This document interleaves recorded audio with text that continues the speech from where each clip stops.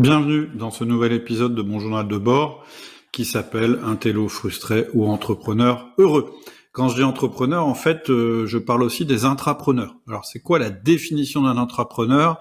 Un intrapreneur, c'est un employé qui agit comme un entrepreneur au sein de son entreprise en mettant l'accent sur l'innovation, la prise de risque et la création de valeur.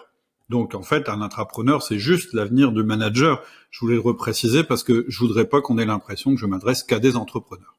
Qu'est-ce qu'on va faire dans cet épisode ? Dans cet épisode, on va voir la différence entre un intello et un entrepreneur. On va voir comment un intello frustré pourrait se défrustrer s'il voulait. On va voir aussi comment tu peux devenir intelligent. Évidemment, il y a un petit peu d'humour dans cette phrase. Et je vais te donner ma méthode pour créer ton système mental.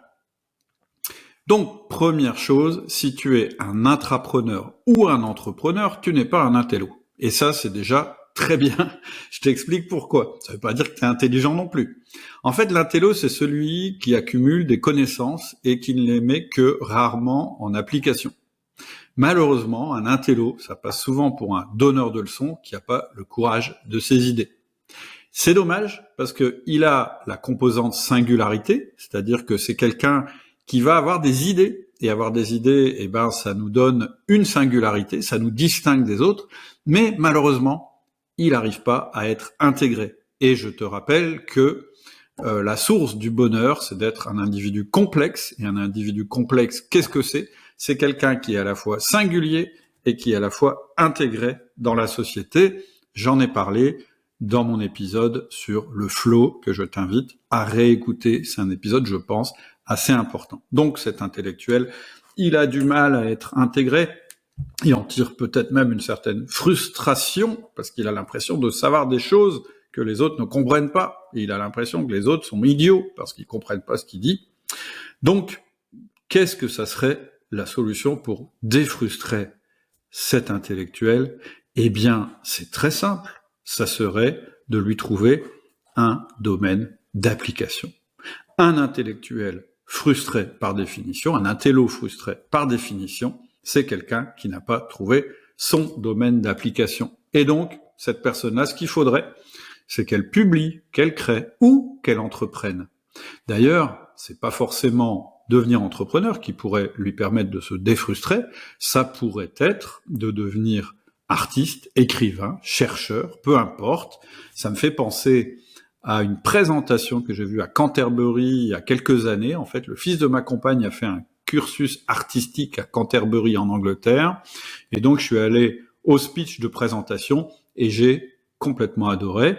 Le directeur de l'école comparait l'artiste et l'entrepreneur. Et en fait, devant nous, il a fait une démonstration magistrale et il a tiré plein de parallèles entre la vie d'artiste et celle d'entrepreneur. C'est seulement, malheureusement, aujourd'hui, dans le monde anglo-saxon qu'on a l'occasion de voir ce genre de parallèles. En France, voilà, on a du mal à comprendre qu'un entrepreneur et un artiste, finalement, ils sont pas si éloignés que ça. En France, on aime bien opposer les gens, on aime bien dire t'es soit artiste, soit entrepreneur. Dans d'autres pays, on dit tu peux être artiste et entrepreneur et faire des parallèles, et je trouve ça hyper intéressant. Moi, pratiquement tous les entrepreneurs que je connais intimement, ils ont cette composante de créativité, que ce soit dans leur boîte ou que ce soit en dehors de leur boîte. Ils sont souvent des gens qui créent par ailleurs, qui sont artistes par ailleurs, qui bricolent très bien, qui créent des choses et qui seraient capables aussi d'écrire des livres, etc. Bref, revenons à notre sujet. Si tous les intellos donneurs de leçons français devenaient des intrapreneurs ou des entrepreneurs, ils seraient plus heureux, plus malins et la société s'en porterait bien mieux. C'était le premier sujet.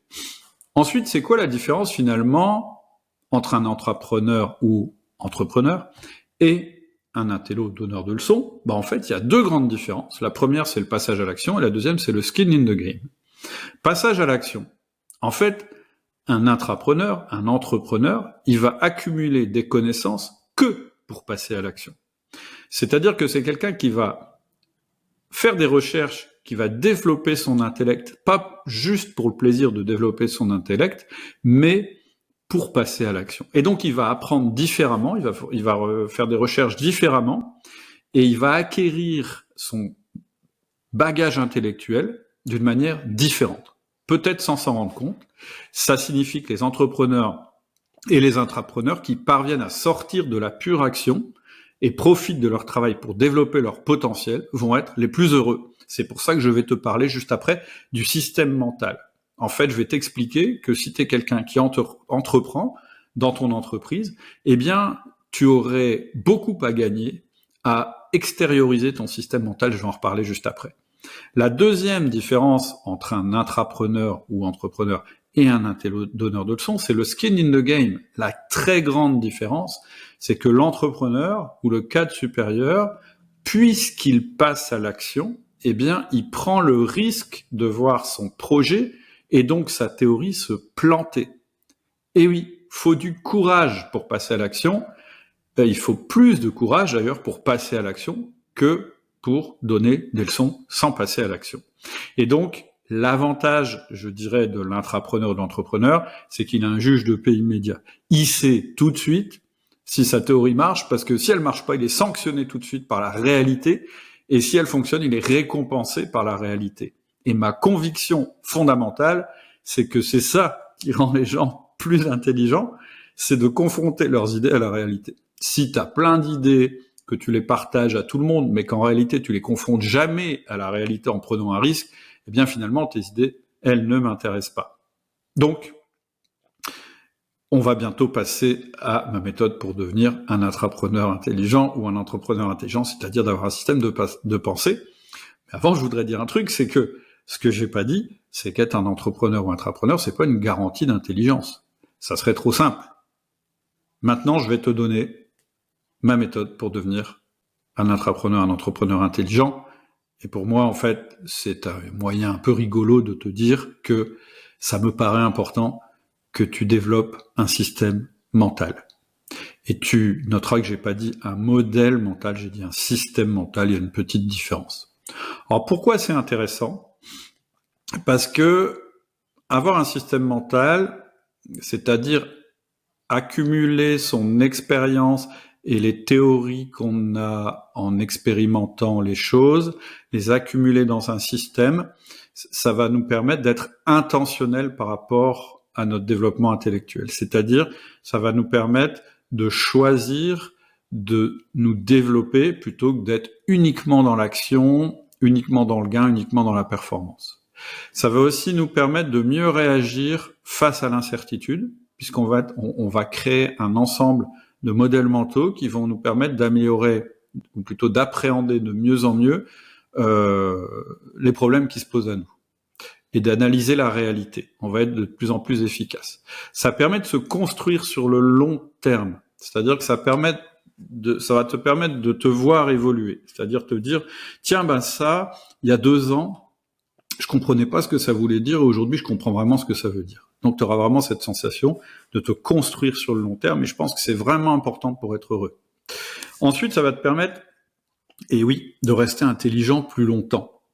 Parce qu'on va voir que un truc super important quand on commence à développer son système mental, c'est de rester flexible intellectuellement, c'est-à-dire de jamais se figer dans nos positions. Au contraire, de toujours chercher à s'améliorer. C'est comme ça qu'on reste, entre guillemets, intelligent plus longtemps. Ça va te permettre évidemment de devenir un être complexe. J'ai expliqué ce que c'était dans mon épisode sur le flow.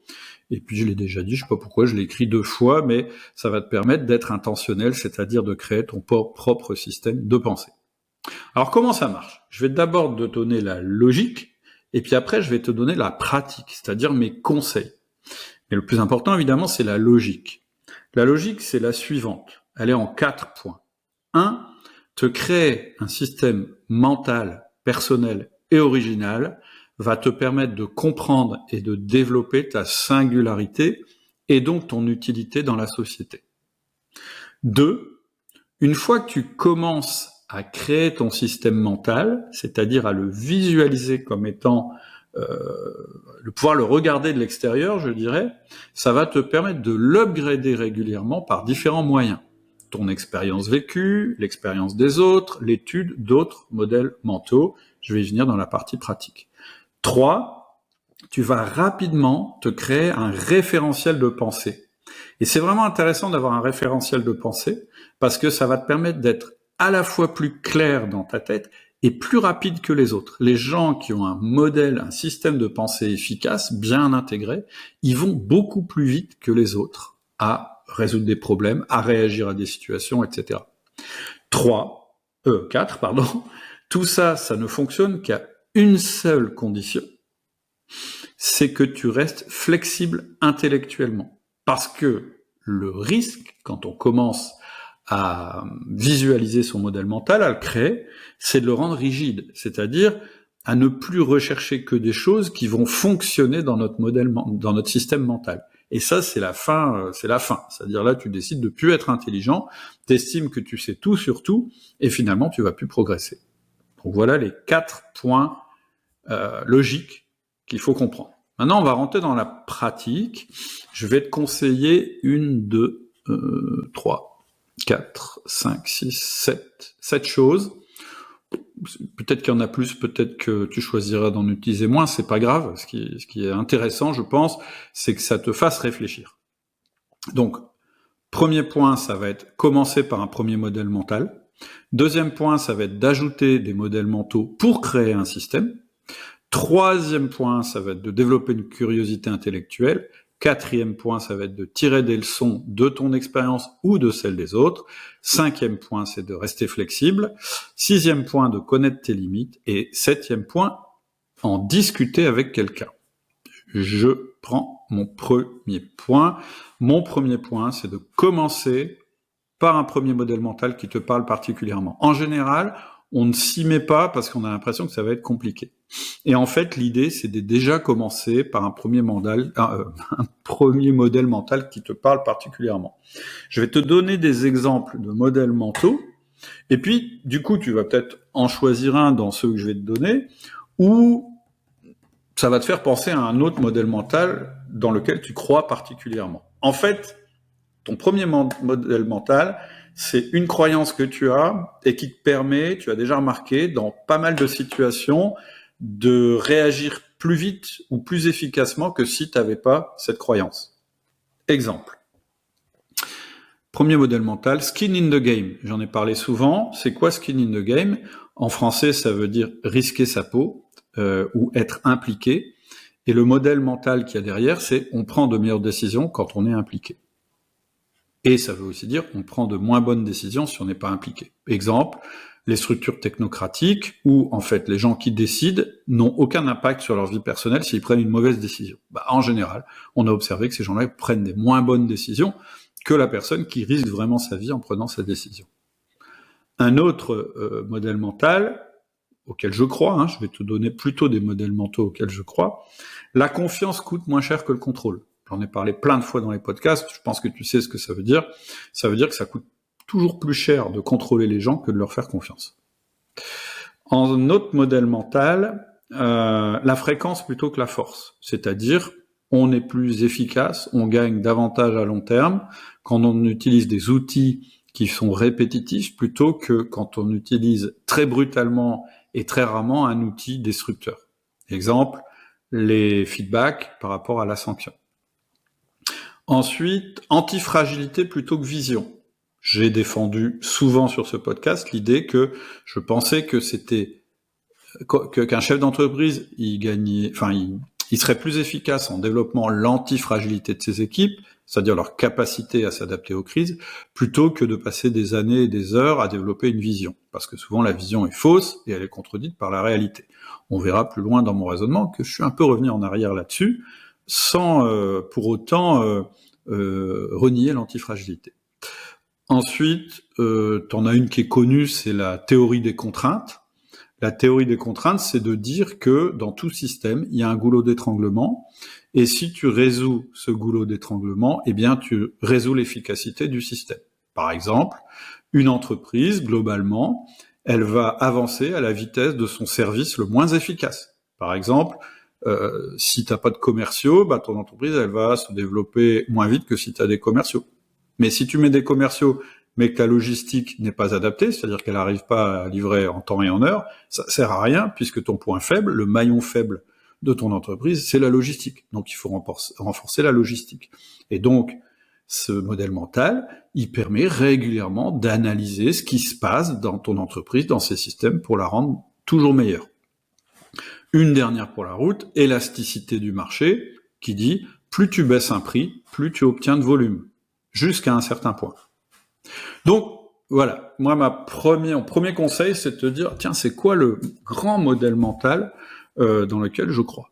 Et de démarrer par ça, et de le noter quelque part, dans un bouquin, dans un cahier que tu as, dans un Notion, dans un fichier, tu dis, ça me semble vraiment vrai, entre guillemets, et je l'utilise souvent pour prendre mes décisions, etc. Donc commence petit, commence par un premier modèle mental qui te parle.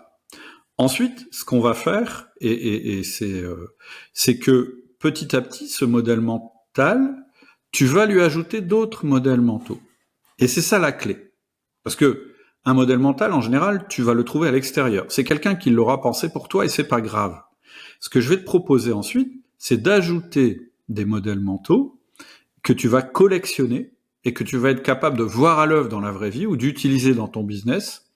Et tout ça, ça va te permettre de développer une pensée indépendante. Parce que l'innovation, en fait, la création d'un système mental, c'est rarement une invention. En général, tu chopes des idées ici ou là, des modèles mentaux que tu combines, et c'est ça qui va te permettre de devenir plus efficace.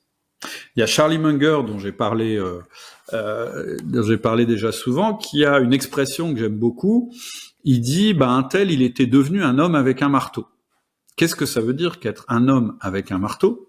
Ça veut dire que quand on découvre le marteau, on voit tous les problèmes comme des clous. C'est un biais qui est bien connu en psycho, c'est que tu prends des gens et puis tu leur fais résoudre un premier problème avec une méthode que tu leur donnes. Et ils voient que cette méthode est super efficace pour résoudre ce problème. Ensuite, tu leur donnes un autre problème qui a rien à voir, et ils vont systématiquement essayer d'utiliser la méthode qui a déjà marché sur un autre problème, sur ce problème-là. Sauf que ça marche pas.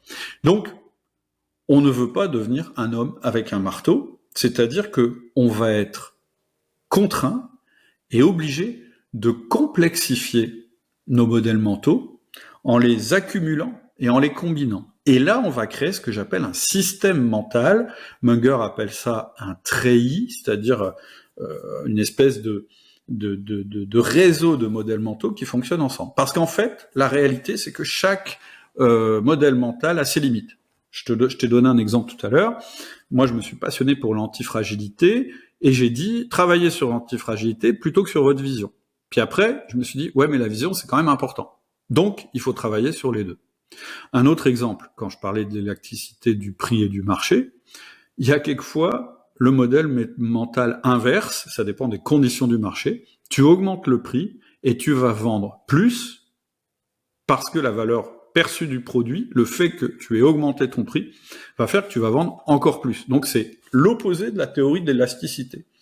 Si tu connais les deux théories, les modèles mentaux, tu seras beaucoup plus souple et ça te permettra d'avoir une vision plus raffinée de la réalité, plus complexe de la réalité.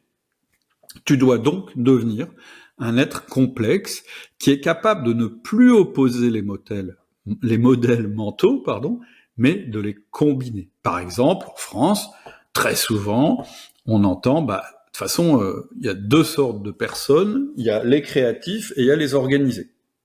Non, on peut être créatif et organisé à la fois.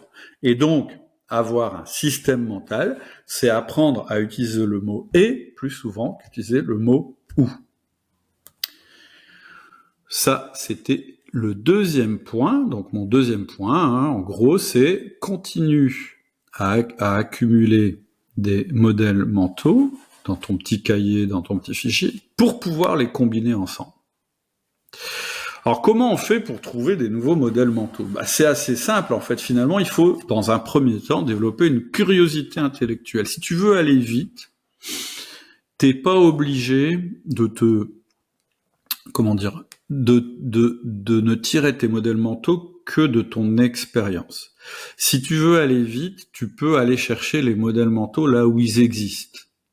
C'est-à-dire qu'ils ont été pensés par quelqu'un d'autre à ta place. Par exemple, le livre Antifragile de Nassim Taleb, pour moi, c'est une mine d'or, mais peut-être pour toi, ça le fera pas, de modèles mentaux. C'est un gros bouquin, faut se le taper. Tout le monde n'a pas envie de se taper des gros bouquins et je respecte parfaitement. Tu peux avoir envie d'aller dans une bibliothèque et lire des livres sur l'économie, sur tous les sujets. D'ailleurs, ça peut être les mathématiques, l'économie, etc. Tu peux regarder des vidéos de vulgarisation sur YouTube. Tu peux aller au musée. Tu peux aller voir des spectacles. Tu peux aller voir des films. L'important, c'est que dans toutes ces démarches que tu vas faire pour consommer du contenu intellectuel, tu vas avoir en tête, tiens, qu'est-ce que je peux en tirer pour enrichir mon modèle mental? En fait, développer une curiosité intellectuelle, c'est développer son intentionnalité dans le fait d'upgrader son système mental. Ça va devenir une habitude. Au début, tu vas pas forcément faire des liens facilement, puis petit à petit, tu vas dire, ah ouais, tiens, dans ce film-là, à un moment, il se passe ce truc-là, et en fait, ça correspond à telle théorie, et c'est quelque chose qui est intéressant.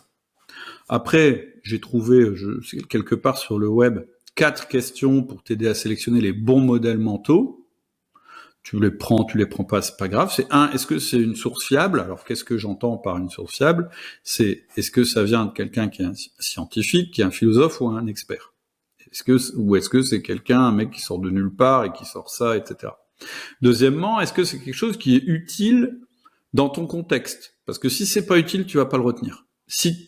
En fait, la manière dont on ancre nos croyances, nos modèles mentaux, nos systèmes mentaux, nous, entrepreneurs, intrapreneurs, c'est parce qu'ils sont utiles dans notre quotidien.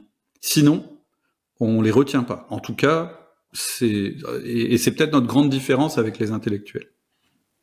Ce que j'appelle les intellectuels. Ensuite, est-ce que c'est quelque chose, ce modèle mental, qui est applicable dans plusieurs contextes? Est-ce qu'il est universel? Plus il est universel, plus il est utile, évidemment.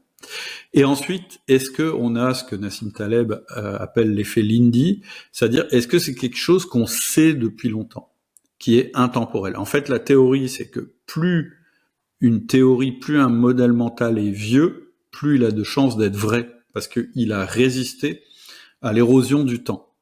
Et donc, une pensée qui a plus de 10 ans, plus de 100 ans, plus de 1000 ans, elle a de grandes chances, si elle est encore présente aujourd'hui, d'être vraie.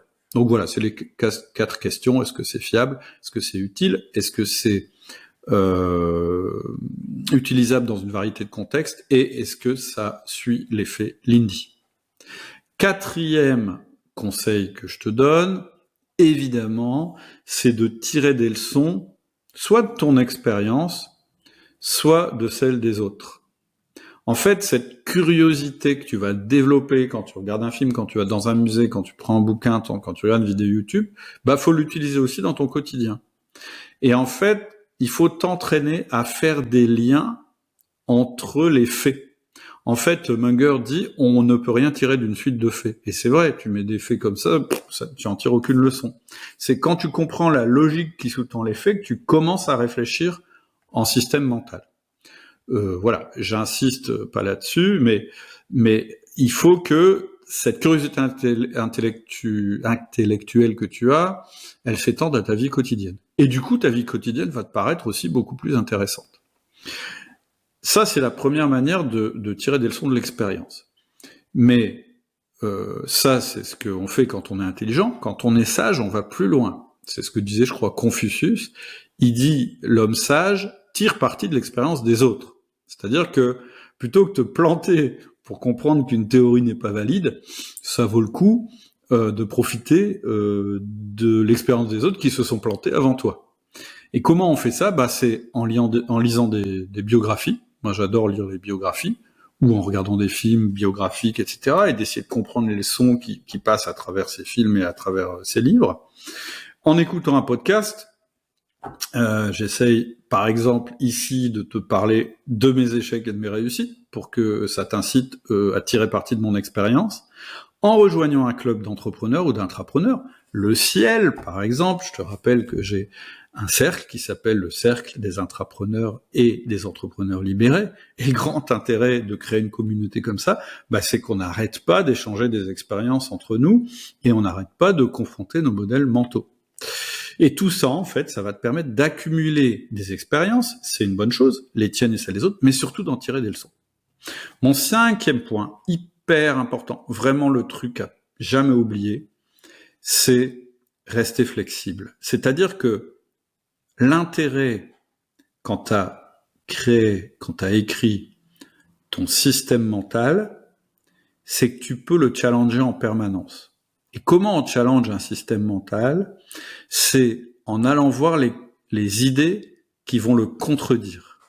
C'est hyper important de ce côté-là d'être assez humble, d'avoir une humilité intellectuelle et d'être prêt à tout instant de revoir nos manières de penser. Récemment, j'ai fait une interview vraiment intéressante avec quelqu'un qui m'a dit mais le modèle disque en fait c'est pas un bon modèle. Et ça m'a intéressé, j'aurais pu dire mais si tais-toi, c'est un bon modèle. Non, j'ai écouté ce qu'il m'a dit, il m'a parlé d'un autre modèle que je suis allé voir, j'ai confronté ce qu'il m'avait dit avec mon modèle mental et finalement j'ai décidé de garder le disque parce que j'estime que si il me rend des services, ça veut pas dire que il est bon dans tous les domaines, mais en tout cas la manière dont je l'utilise, j'estime que c'est aujourd'hui le meilleur modèle pour le domaine de l'influence et de la communication. Tes limites, elles peuvent être aussi éprouvées par la réalité. Quelquefois, tu appliques ton système mental et puis ça plante. Bon, c'est le cas le plus embêtant parce que là, il est trop tard. Il aurait mieux valu tester tes idées en discutant ou en les faisant passer dans ton treillis mental comme un tamis mental, en fait, avant de passer à l'action. En fait, ton système mental, il te permet de réfléchir avant de passer à l'action. Donc, très important, rester flexible, challenger ton système, ne pas hésiter à intégrer des idées qui paraissent incompatibles entre elles, parce que c'est souvent là que tu vas générer les effets les plus intéressants. Sixième conseil pratique que je te donne, c'est un peu la même chose que ce que je viens de dire en disant rester flexible, c'est connaître tes limites. Il y a une citation que j'aime bien, toujours Charlie Munger en ce moment, je sais pas pourquoi, c'est parce que je suis en train de lire son almanach, et donc c'est pour ça que j'ai pas mal de citations qui viennent de lui. Il dit je joue pas dans un jeu où les autres sont sages et je suis stupide. Je vais plutôt jouer dans un jeu où je suis sage et ils sont stupides. C'est-à-dire que connaître ses limites, c'est aussi connaître son avantage dans telle situation.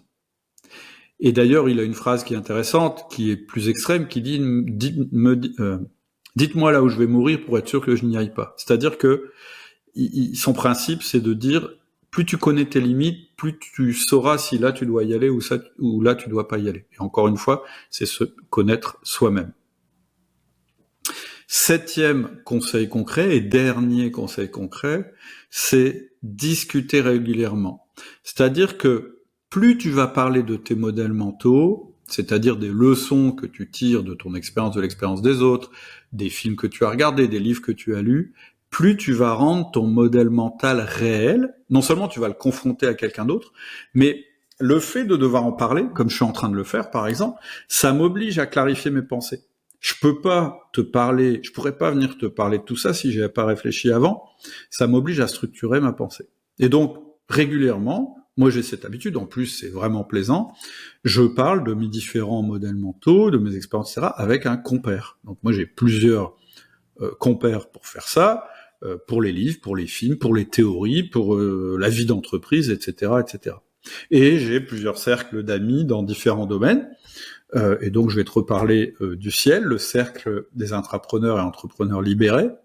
Ça peut être vraiment intéressant d'avoir un cercle comme ça, justement pour confronter tes idées, présenter ton modèle, ton système mental, tes modèles mentaux, etc., pour les faire vivre, pour les comparer à ceux des autres, c'est vraiment intéressant. Ce que tu peux faire aussi, c'est créer ou éduquer. Tu peux aussi décider, tiens, mais ça, cette théorie, j'y crois vraiment, donc je vais l'écrire et je vais la présenter dans ma boîte. Je vais leur dire, bon, bah, moi, je crois que j'ai tiré une leçon, c'est celle-là. Et donc, tu fais une présentation qui va t'obliger à structurer ta pensée et qui va rendre ton système mental encore plus robuste. Bref, je pense que le minimum vital que tu peux faire, hein, là je t'ai donné vraiment plusieurs conseils. Le minimum vital, si tu veux commencer, si ça t'intéresse, c'est vraiment de commencer à prendre un cahier ou un fichier où tu vas noter un petit peu ce en quoi tu crois au niveau de tes modèles et régulièrement, je le dis à chaque fois, hein, mais avoir un journal comme le mien, hein, celui que je suis en train de te lire quasiment, pour confronter tes expériences et pour plutôt tirer parti de tes expériences. Je pense que c'est vraiment le minimum vital et c'est le début de tout. Je te souhaite une excellente semaine et je te dis à bientôt.